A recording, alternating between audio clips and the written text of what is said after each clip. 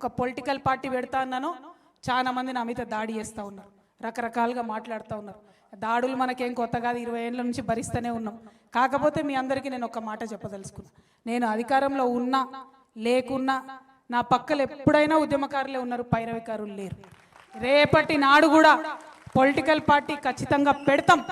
ఈ రాష్ట్రంలో స్వీయ రాజకీయ అస్తిత్వంతో తెలంగాణ అనే పదాన్ని తన పేరులో నింపుకొని, తెలంగాణ అనే పదాన్ని తన ఆశయాల్లో నింపుకొని, తెలంగాణ అనే పదాన్ని తన ఆచరణలో నింపుకునేటటువంటి పొలిటికల్ పార్టీ రావాల్సిన అవసరం ఉన్నది.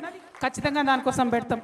మాది ఫక్తు రాజకీయ పార్టీ కాదు, ఉద్యమకారులను కలుపుకొని ఉద్యమ ఆకాంక్షలను నెరవేర్చడానికి, తెలంగాణ వాదాన్ని నిలబెట్టడానికి, తెలంగాణ అస్తిత్వాన్ని పరిరక్షించడానికి రాబోయేటటువంటి రాజకీయ శక్తిగా ఉంటుంది తప్పితే ఫక్తు రాజకీయ పార్టీగా ఉండదు. ఎందుకంటే ఈ నేల ఏదైతే నెత్తురొడిసిందో, ఈ నేల ఏదైతే వందల సంవత్సరాలుగా నెత్తురొడిసిందో ఇంకా ఆ గాయాలు మానలేదు, ఇంకా బిడ్డలు కోలుకోలేదు. కాబట్టి ఖచ్చితంగా ఫ్యూచర్లో రాజకీయ శక్తిగా మా యొక్క ఉద్యమ సంస్థ ఏదైతే జాగృతి ఉందో రాజకీయ శక్తిగా మారుతుంది. తప్పకుండా ఉద్యమకారుల ఎజెండాను తీసుకొనే ముందుకు పోతామని ఈ సందర్భంగా నేను తెలియజేస్తా ఉన్నాను.